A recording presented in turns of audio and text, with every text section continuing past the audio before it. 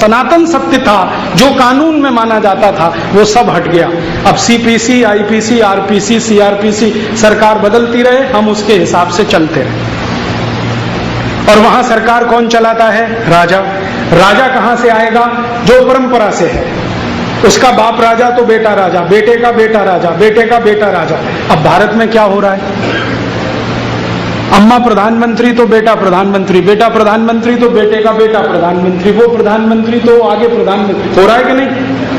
अब हम चिल्लाते हैं कि भारत में भाई भतीजावाद, ये तो आने ही वाला है, क्योंकि यूरोप की नकल की हमने। कानून वहां के कैसे? एक छोटा सा मैं आपको किस्सा सुनाता हूं। ये किस्सा है आज का नहीं, अरिस्टोटल के जमाने का। अरिस्टोटल का एक चेला था, उसके खिलाफ एक मुकदमा आया।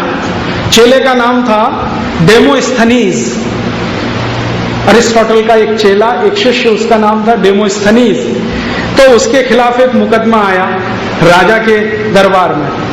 मुकदमा यह था कि उसने अपने पड़ोसी का धन और संपत्ति लूट लिया।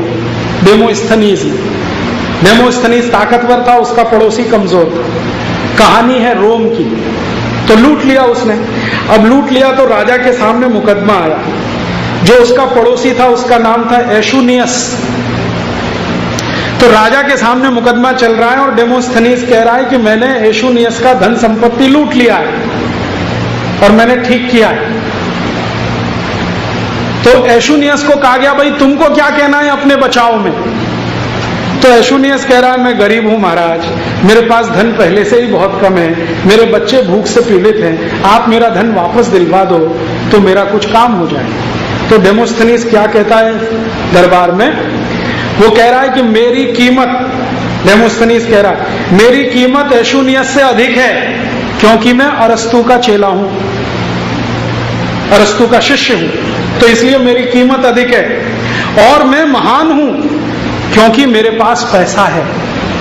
ध्यान से सुनना, मैं महान हूं क्योंकि मेरे पास पैसा है। और मैं ये कहने के लिए बाध्य हूं कि मेरा जन्म एक अच्छे परिवार में पैदा हुआ है। अच्छा परिवार माने मेरी मां अपने बाप की पत्नी थी, रखेल नहीं थी, कैप्ट नहीं थी, वो पत्नी थी, उससे मेरा जन्म हुआ है, इसलिए मैं और भी ज्यादा महान हूं। अब मैं महान हूं, मेरी शिक्षा भी अच्छी हुई है और मैंने कभी जिंदगी में कोई श्रम कार्य नहीं किया है, इसलिए मैं महानता के चरम पर हूं। आपको एक छोटी घटना सुनाता हूं। प्लेटो कहता था कि जो हाथ से श्रम करते हैं वो सबसे घटिया लोग हैं और सबसे ऊंचे लोग वो हैं जो कोई श्रम नहीं करते। भारत में इसका उल्टा है। भगवान कृष्ण अर्जुन को समझा रहे हैं कि बिना मेहनत के जो खाता है वो पाप की कमाई है, इसलिए मेहनत किए कुछ मत खाओ। यूरोप में प्लेटो कहता है मेहनत करो ही मत, बिना मेहनत के खाओ। तो वो कहता है कि मैं अरस्तु का चेला हूं, अरस्तु प्लेटो का चेला था और प्लेटो कहता था कि श्रम मत करो, मैंने आज तक कोई श्रम नहीं किया है, इसलिए इस मुकदमे का फैसला मेरे पक्ष में होना चाहिए। तर्क सुनो उसके। और न्यायाधीश ने, जो राजा था, डेमोस्थनीज के पक्ष में फैसला दे दिया। और ऐसे एक दो नहीं, मेरे पास 1500 मुकदमों के डॉक्यूमेंट्स हैं। ये तो एक मैंने सुना है। अब राजा कहता है कि मैंने न्याय किया। क्या किया? एक महान व्यक्ति, समृद्ध व्यक्ति, पैसे से बड़ा, जिसने कभी श्रम कार्य नहीं किया, उसने अपने पड़ोसी की संपत्ति को लूट लिया, तो उसने ठीक किया क्योंकि वो महान है और मैंने उसके पक्ष में फैसला दिया, तो अच्छा ही किया। ये है न्याय।